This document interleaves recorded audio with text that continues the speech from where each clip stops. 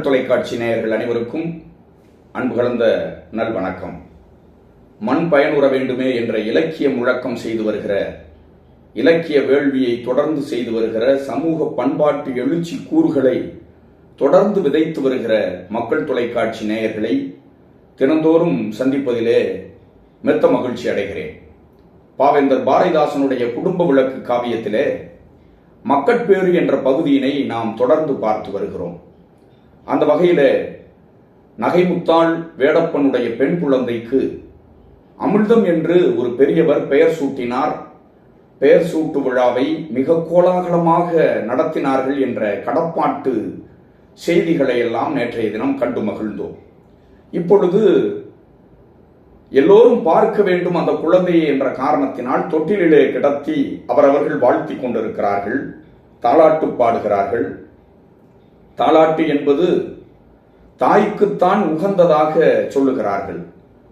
குழந்தையினுடைய அழுகையை நிறுத்துவதற்காகவும் குழந்தையை தூங்க வைப்பதற்காகவும் தாலாட்டு என்பது காலம் காலமாக தமிழ் மரபிலே பாடப்படுகிற ஒரு நாட்டார் பாடல் மரபிலே வரக்கூடிய ஒரு இலக்கிய உத்தியாகவும் அதை கருதலாம். தாய்மை உலகிற்கு வழங்கிய முதல் இலக்கிய பரிசு தாலாட்டு. உலகிற்கு தாலாட்டு என்பது ஒரு கலை என்றாலும் கூட தமிழுக்கு அது தனி சிறப்பு வாய்ந்த ஒரு பரிசு, தனி சிறப்பு கலை. தாள் என்றால் நாக்கு, நாக்கை ஆட்டி ஆட்டி பாடுகிற காரணத்தினால் தாலாட்டு என்று பெயர் வைத்திருக்கிறார்கள். நாக்கினை ஆட்டி குரவை இடுதல் என்ற பொருளிலே தாலாட்டு அமைகிறது.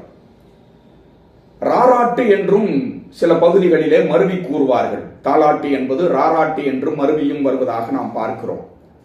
சில நேரங்களிலே தாய் ஓசையின்றி, ராகமின்றி, குரல் வளமின்றி பாடினாலும் கூட அது குழந்தைக்கு ஒரு தேவராகமாக கருதப்பெறுகிறது.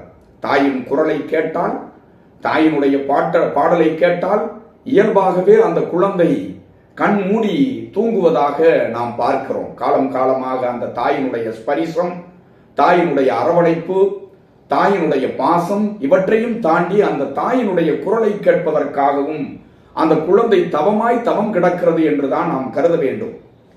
இலக்கியத்தில் கூட தாலாட்டு ஒரு இலக்கிய வடிவமாக வந்திருக்கிறது. கண்ணனை குழந்தையாக கருதி ஆழ்வார்கள் எல்லாம் தாலாட்டி இருக்கிறார்கள். கிபி 6ஆம் நூற்றாண்டில் தான் தாலாட்டு என்ற இலக்கிய வடிவம் தோன்றியதாக கருத முடிகிறது. பின்னர் வந்த சிற்றிலக்கிய வரிசையிலே பிள்ளைத்தமிழ் என்ற ஒரு இலக்கியம் தோன்றியது. அந்த பிள்ளைத்தமிழிலே 10 பருவங்கள் அமைத்து பாடுகிற பொழுது காப்பு, செங்கீரை, தாளப்பருவம், முத்தப்பருவம், வருகை பருவம், அம்மானை பருவம், கழங்கு, ஊசல் என்று பருவங்கள் அமைத்து 10 பருவங்கள் அமைத்து பாடுகிற பொழுது தாளப்பருவம் என்று 10 பாடல்களை வைத்து ஒரு பருவமே அமைத்த இலக்கிய மரபை இலக்கியத்திலே நம்மால் கண்ணுற முடிகிறது. பிள்ளைத்தமிழ் இலக்கியத்திலே பார்க்க முடிகிறது. அதிலே குறிப்பாக மதுரை மீனாட்சி அம்மை பிள்ளைத்தமிழ் ஒரு பிறர்க்கரிய பிள்ளைத்தமிழ் நூலாக கருதப்படுகிறது. பாவேந்தர் பாரதிதாசன் பெண்ணுலகம் என்ற கவிதையிலே பெண் தாலாட்டினை மிக அற்புதமாக பாடியிருப்பார். அதில் கூட ஒரு சமூக செய்தியை விதைத்திருப்பார். நாயென்று பெண்ணை நவிழ்வார்க்கும் இப்புவிக்கு தாயென்று காட்ட தமிழருக்கு வாய்த்தவளே என்று பெண் தாலாட்டினை பெண்ணுலகு என்ற கவிதையிலே படைத்திருப்பார். இங்கே குடும்ப விளக்கு என்ற காவியத்திலே தாய் தாலாட்டுகிற பொழுது, நகைமுத்தாள் தாலாட்டுகிற பொழுது அதில் ஒரு இலக்கிய உத்தி மட்டுமல்ல, ஒரு செறிவு, இலக்கிய செறிவையும் நம்மால் பார்க்க முடிகிறது.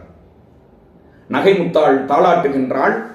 பொன்னே, மணியே, புதுமலரே, செந்தேனே, மின்னே, கருவானில் வெண்ணிலவே கண்ணுறங்கு, தன்னேரில்லாத தமிழே, தமிழ் பாட்டே, அன்னை நான் உன் விழியாய் ஐயம் ததும்புவது ஏன்? அன்னை நான் உன் விழியில் ஐயம் ததும்புவது ஏன்? என் பெற்ற அன்னையார் உன் பாட்டி இன்னவர்கள், உன் தந்தை அன்னை உயர் பாட்டி இன்னவர்கள், என்னருமை தோழிமார் உன் தாய்மார் அல்லரோ? கண்ணர் பிழிவே கனிச்சாரே கண்ணுறங்கு, சின்ன மலர் கால் அசைய செங்கை மலர் அசைய உன் கண் உரைப்பது என்ன? என் கண்ணே கண்ணுறங்கு என்று நகைமுத்தாள் தாளாட்டுவதாக பாவேந்தர் பாரதிதாசன் தமிழ் செறிவு மிக்க தாலாட்டு பாடலாக உருவாக்கி இருக்கின்றார். பொன்னே, இந்த உலகம் பொன்னுக்கும் மணிக்கும் தங்கத்திற்கும் வைரத்திற்கும் வைடூரியத்திற்கும் அடைந்து கொண்டிருக்கிறார். ஆனால் உண்மையான பொன் என்பவள் குழந்தைதான், அதிலும் குறிப்பாக பெண் குழந்தைதான் என்று பாவேந்தர் கருதி இருக்கின்றார். பாவேந்தர் பொதுவாக தாலாட்டு பாடலிலே, குறிப்பாக பெண் குழந்தை தாலாட்டு பாடலிலே விஞ்சி நிற்பார். பொன்னே மணியே புது மலரே, புதிதாக பூத்திருக்கிற மலர், செந்தேனே மின்னே வானத்து மின்னே, கருவானில் வெண்ணிலவே, வானத்திலே தவழக்கூடிய வால் நிலவே நீதானே, வெண்ணிலவே வெண்ணிலவே நீ கண்ணுறங்கு. தன்னேரில்லாத தமிழ், எனக்கு தமிழே நீதான், தமிழ் சுவையே நீதான், தமிழ் பாட்டே நீதான். அன்னை நான் உன் விழியில், தாயாகிய அம்மா உன் அன்னை உன் விழியில் இருக்கின்றேன். அதில் உனக்கு ஐயம் என்ன, சந்தேகம் என்ன? பயம் கலந்த பாணியிலே தொனியிலே நீ ஏன் அழுது கொண்டிருக்கிறாய்? அன்னை நான் உன் விழியில் ஐயம் ததும்புவது ஏன்? என் பெற்ற அன்னையார் உன் பாட்டி என்னவர்கள்? பாட்டியை அறிமுகப்படுத்துகின்றார். என்னை பெற்றெடுத்த தாய் உனக்கு பாட்டி, அதுபோல உன் தந்தை வேடப்பன் இருக்கிறாரே, வேடப்பனுக்கு தாயாகிய பாட்டி இந்த இதோ இருக்கிறார். என்னை பெற்றெடுத்த தாயாகிய உன் பாட்டி இதோ இருக்கிறார். தாத்தாக்கள் ஒரு புறம் இருக்கிறார்கள். உனக்கு என்ன கவலை? உன் தந்தை அன்னை உயர்வாட்டி இன்னவர்கள், என்னருமை தோழிமார் உன் தாய்மார் அல்லவோ அல்லரோ? என்னை சுற்றிலும் இருக்கிற தோழிகள் எனக்கு மட்டும் உற்ற தோழிகள் இல்லை. நான் உனக்கு தாய் என்பது போல அவர்களும் உனக்கு தாய்மார்கள் அல்லரோ? கண்ணர் பிழிவே, கரும்பை பிழிந்தால் சாறு எவ்வளவு சுவை தருமோ அந்த கண்ணர் பிழிவே நீதானே, கண்ணர் பிழிவே கனிச்சாரே கண்ணுறங்கு. சின்ன மலர் காலசைய, சின்ன மலர் போன்று இருக்கிற கால் அசைத்து கொண்டு, செங்கை மலர் அசைய கைகள் மலர் போன்று அசைத்து கொண்டு விளையாடி கொண்டிருக்கிறாயே. உன் கண் உரைப்பதென்ன, திரு திரு என்று விழித்துக் கொண்டிருக்கிறாயே. உன் கண் என்ன உரைக்கிறது? எல்லாவற்றையும் மறந்துவிட்டு சிறிது நேரம் கண்ணுறங்கு என் மகளே என்று சொல்லுவதாக இந்த பாடலை அமைத்திருக்கிறார் பாவேந்தர். இன்னும் தாலாட்டு பாடல்கள் தொடர்ந்த வண்ணம் இருக்கின்றன. இப்பொழுது தாய் தாலாட்டு இப்படி இருக்கிறது, தோழியர்கள் எப்படி தாலாட்டினார்கள் என்பதனை நாளை பார்ப்போமா? நன்றி, வணக்கம். முனைவர் பாகை கண்ணதாசன்.